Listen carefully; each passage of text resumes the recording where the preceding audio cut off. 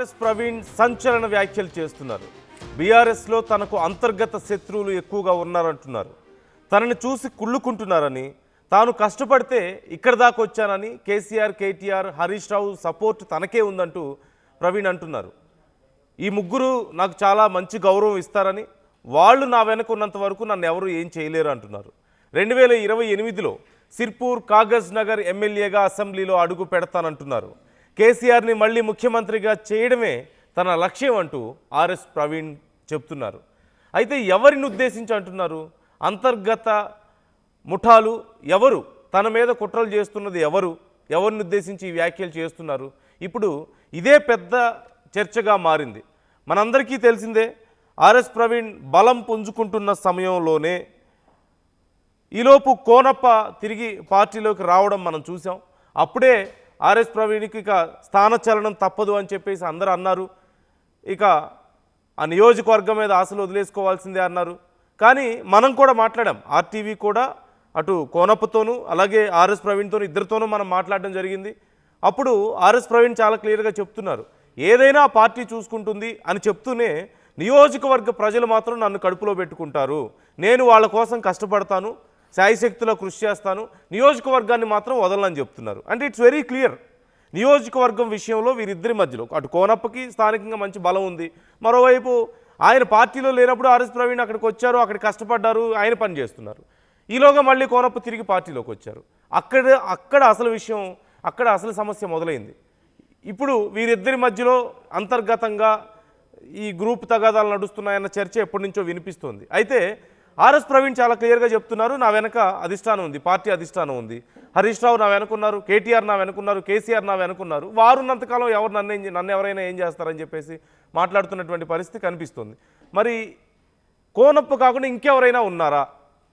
ఇంకెవరైనా ఆయన్ని ఇబ్బంది పెట్టే ప్రయత్నం చేస్తున్నారా? అసలు నియోజకవర్గంలో ఏం జరుగుతుంది తెలుసుకుందాం. మధు జాయిన్ అవుతున్నారు, మా ప్రతినిధి. మధు, ఏం జరుగుతోంది? ఆర్ఎస్ ప్రవీణ్ ఎవరిని ఉద్దేశించి ఈ వ్యాఖ్యలు చేశారని మనం అనుకోవాలి?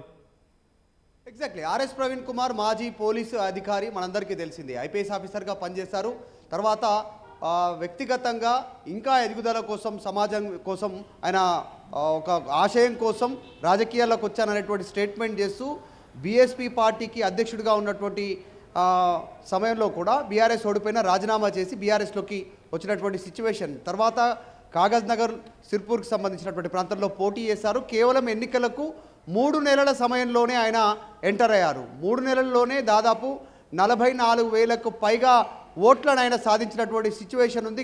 బలంగా నిలబడ్డారు. మొదటిసారి కేవలం 3 నెలల వ్యవధిలోనే అక్కడ నేను పోటీ చేస్తే బీఎస్పీ నుంచి 44,000 మంది నన్ను హక్కున చేర్చుకున్నారు. అది రిజర్వేషన్ సీటు కాదు, జనరల్ సీటు. మొత్తం అసలు రాష్ట్రానికి చివరగా ఉంటున్నటువంటి ప్రాంతం. ఆ ప్రాంతాన్ని ఎంచుకోవడానికి రీజనే అక్కడ పూర్తి స్థాయిలో అభివృద్ధి జరగలేదు, ప్రజలు అన్ని రకాలుగా దూరంగా ఉన్నారు అనేటువంటి ఉద్దేశంతో అక్కడ ఎంచుకున్నాననేటువంటి స్టేట్మెంట్ చేశారు.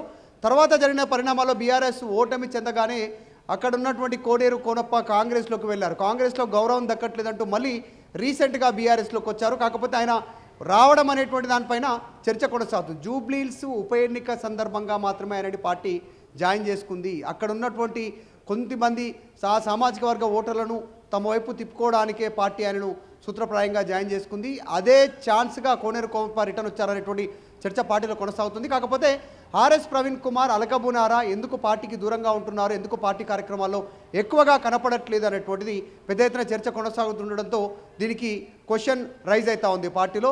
కాకపోతే ఆర్ఎస్ ప్రవీణ్ కుమార్ వివరణ ఇస్తుంది ఏంటంటే, మొత్తం సిర్పూర్ కాగజ్ నగర్లోనే అక్కడే పూర్తి స్థాయిలో ఫోకస్ చేశారు. మొన్న జరిగినటువంటి సర్పంచ్ ఎన్నికలు కానీ, అక్కడ ఉన్నటువంటి జనాలతో కలవడం కానీ, పార్టీ డెవలప్మెంట్ విషయంలో కానీ ఆర్ఎస్ ప్రవీణ్ కుమార్ ఎక్కువ శాతం అక్కడే ఎక్కువగా సమయం కేటాయిస్తూ ఉన్నారు.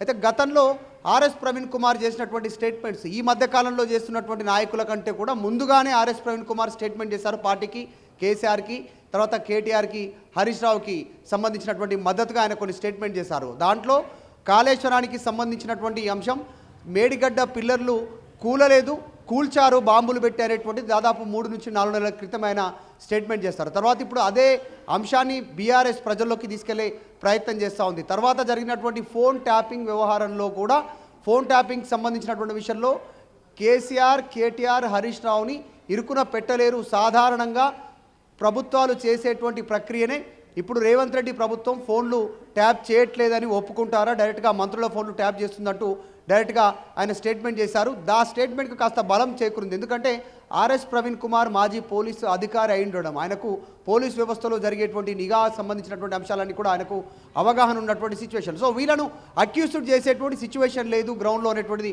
మెన్షన్ చేసే ప్రయత్నం చేశారు. Third one point Mynampally Hanumantharao party పైన పెద్ద ఎత్తున విమర్శలు చేశారు. వర్కింగ్ ప్రెసిడెంట్ కేటీఆర్, తర్వాత మాజీ మంత్రి హరీష్ రావు పైన, పార్టీ పైన. ఆ సందర్భంలో కూడా ఒక ఘాటైనటువంటి వ్యాఖ్యను ఆయన ఉపయోగిస్తూ, మాజీ పోలీస్ అధికారి, నేను ఇంకా డ్యూటీలో ఉంటే కనుక, పోలీస్ యూనిఫామ్లోనే ఉంటే మైనంపల్లి హనుమంతరావుని, మైనంపల్లి రోహిత్ రావుని ఇద్దరిని గల్లా పట్టి తీసుకెళ్లి పోలీస్ స్టేషన్లో కూర్చోబెట్టేవాడిని అనేటువంటి స్టేట్మెంట్ చేశారు. దాని తర్వాత మైనంపల్లి టీము మిగతా ఎవరిపైన అయినా దాడి చేస్తుంది, కానీ ఆర్ఎస్ ప్రవీణ్ కుమార్ మాట్లాడిన తర్వాత దానిపైన కౌంటర్ ఇచ్చేటువంటి ప్రయత్నం కూడా చేయనటువంటి సిచ్యువేషన్. సో వీటన్నిటి నేపథ్యంలో ప్రస్తుతం చర్చ కొనసాగుతూ ఉంది.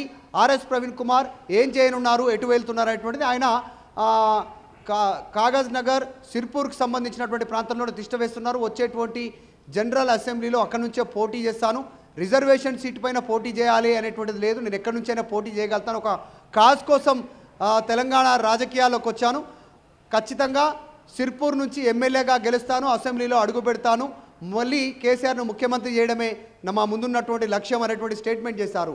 ఇప్పుడు కోడేరు కోనప్పకి సంబంధించినటువంటి అంశం, ఆయన పార్టీలు మారుతూ వచ్చారు, ఏ పార్టీ అధికారంలోకి ఉంటే ఆ పార్టీలోకి వెళ్తారు, మళ్ళీ బీఆర్ఎస్ అధికారంలోకి వచ్చే సిచ్యువేషన్ గ్రౌండ్లో క్రియేట్ అయింది కాబట్టి మళ్ళీ బీఆర్ఎస్ వైపు వచ్చారు. ఇది పరిస్థితి. ఆయన పార్టీ కోసం రాలేదు, ఆయన కోసం వచ్చారు.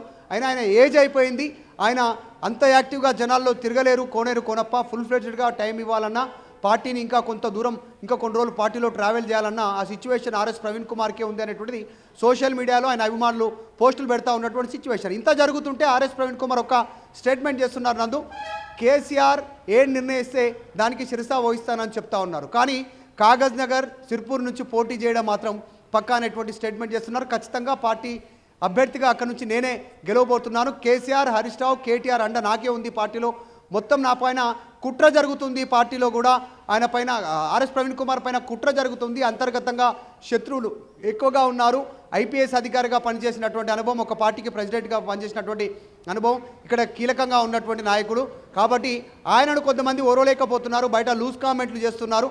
వాటన్నిటికీ ఆర్ఎస్ ప్రవీణ్ కుమార్ వచ్చే ఎన్నికల్లో సమాధానం చెప్తారంటూ సోషల్ మీడియాలో ఆర్ఎస్ ప్రవీణ్ కుమార్కి సంబంధించిన ఆయన ఫాలోవర్స్ ట్వీట్ చేస్తుండడంతో, పోస్టులు చేస్తుండడంతో మరోసారి చర్చకు తావునిచ్చింది. 2026 రెజల్యూషన్ 2026 ఇక్కడ నుంచి 2028 వరకు పూర్తి స్థాయిలో సిర్పూర్లోనే ఫోకస్ చేయనున్నట్టుగా ఆర్ఎస్పై చెప్తా ఉన్నారు. బట్ అంటే ఇప్పటికిప్పుడు నియోజకవర్గంలో అభ్యర్థిని డిసైడ్ చేయాల్సిన అంత అవసరం లేకపోయినా అర్జెంటుగా, బట్ ఇది సమస్య రాజేస్తుంది కదా ఇద్దరు ముఖ్యమైనటువంటి నాయకుల మధ్యలో.